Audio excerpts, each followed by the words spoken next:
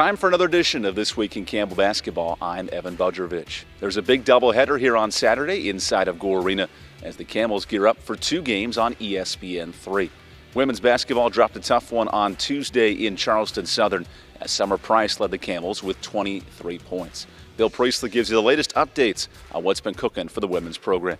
The Campbell women's basketball team has won 3 of its last 5 games as the season begins to turn for home. In those last 5 games, the team is holding opponents under 50 points a game. Steadying the course for the Fighting Camels is senior Summer Price, who leads the Big South in scoring at 15 points a game, including a 23-point effort Tuesday against Charleston Southern. Her classmate Michaela Rouse is second in the Big South in assists, averaging 4 a contest. Now comes an important stretch for the team as they return home to take on league-leading Liberty on Saturday. The Flames are 10-1 on the year, and when these two teams met last month, it was a close game until the final 4 minutes. Saturday's game will also break a 3-way tie for 5th in the league between CU, Presbyterian, and Charleston Southern. Since 2014, when Campbell and Liberty have played in Gore Arena, the game has been decided by an average of less than 7 points, and Saturday's contests look to be no different. On the men's side, Campbell handed Gardner-Webb its first home loss of the year as 4 players scored in double figures for Campbell. It started with the Whitfield brothers, featuring a season-high 12 points from Jordan, and Shane joined the party with 12 points himself, giving the Camels an early boost on the scoreboard.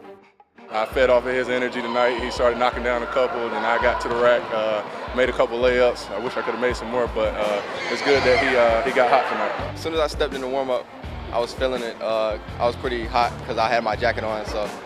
And Coach Thomas actually told me, he was like, I'm going to hit a couple tonight right before the game started. And they believed in me, and they went in. It's beautiful. It's amazing. It's what I've dreamed of as a little kid, playing with my older brother in college basketball, and just a great team win. Then Chris Clemens closed it out late, sparking a 13-4 run featuring this monstrous dunk, becoming the first junior in Big South history to reach the 2,000-point mark. And he's just one of 8 active players in college basketball with 2,000 career points.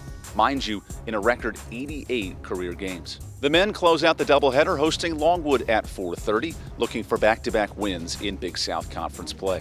If you join us on Saturday, we'll be honoring the 1977-78 Campbell squad. That was the first team to play Division I basketball for the Campbell program. Let's not forget the fun stuff as well. The first 1,400 fans will pick up Gaylord bobbleheads as part of the Founders Week celebration. And stick around for halftime during both games as Team Zoom, those awesome frisbee catching dogs, will perform right here in Gore Arena. If we don't see you this weekend, we hope to catch you next week on the latest edition of This Week in Campbell Basketball.